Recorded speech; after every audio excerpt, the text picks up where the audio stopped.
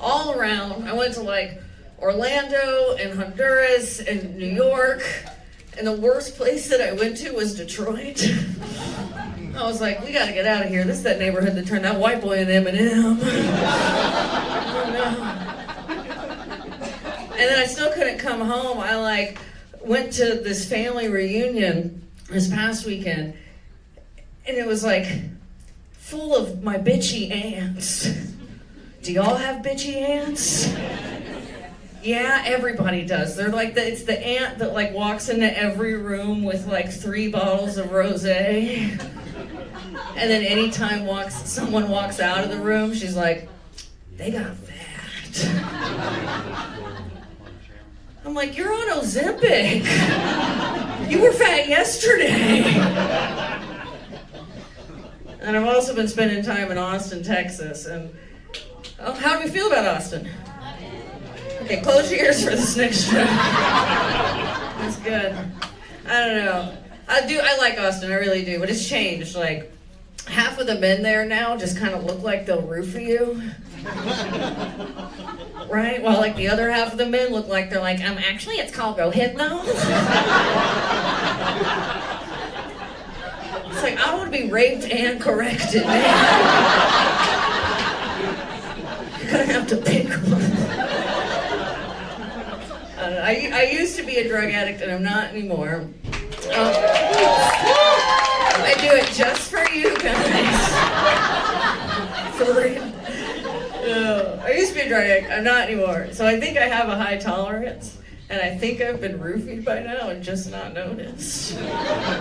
Any other women? That one's always just me. I think I've like left this long line of very disappointed men at bars who are kind of just waiting there watching me. Like, this third one's got a dropper. And I'm running out of money.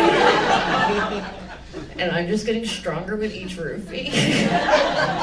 I grab his keys and I'm like, do you want to go to Taco Bell? No, I posted that joke on the internet and someone commented, no one would ever roofie you, you ugly ass bitch. Make some noise if you'd roofie me tonight. Thank you. Make some noise if you wouldn't roofie me tonight. Okay. I'm happy to be home. I'm a little scared. Either way, y'all are thinking about me and I like that. I really do. Any weed smokers in the house? Okay, hell yeah. I feel safer than the last show. My weed dealer called me the other day to tell me that he graduated college. And to thank me for paying his way through college. And all I could think was like, damn, I could have gone to college. That sucks. I drive to Austin and I'm usually pretty high. My boyfriend's driving and I'm high in the passenger seat. And I always pass by those like Texas state troopers with those dumb looking cowboy hats. That's what I'm talking about. I don't know if you're ever like me and you imagine like a little tiny racist rat that lives under your feet. Just controlling his every movement. I see a movie poster in my head that says, coming next fall, Disney Pixar's Rat-a-tat-tat-tat-tooing. Y'all are awesome, because that's barely a joke. That's more of like an intrusive thought. But I have to tell somebody, and what I'm really afraid of is getting pulled over by one of these Texas state troopers and like, the cops being like, what are you doing? And I'm gonna be like, I'm on my way to Austin. And they're gonna be like, why? And I'm gonna be like, I'm a comedian. And they're gonna be like, tell me a joke. And the only thing I'm gonna be able to think is, don't say the racist rat pigeons. Just be like, ma'am, step out of the vehicle. You're under arrest. There's no such thing as a female comedian.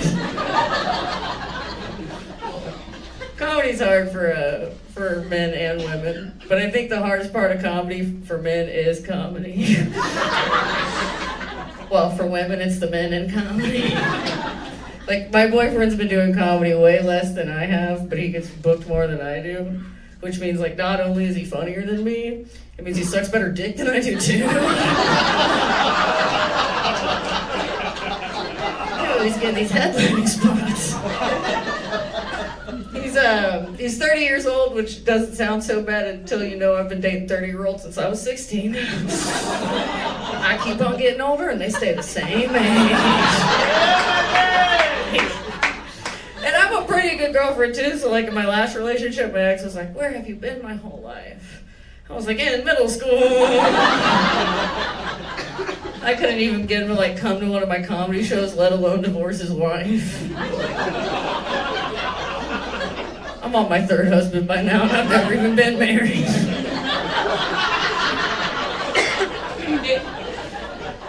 I don't know. I think he was like trying to flirt with me when we first started dating because he like grabbed my face and he was like, "Your skin is so soft." I was like, "Thank you." He goes, "Have you ever been diagnosed with a connective tissue disorder?" I was like, "I'm gonna connect this tissue disorder." I don't think he knew what I was talking about.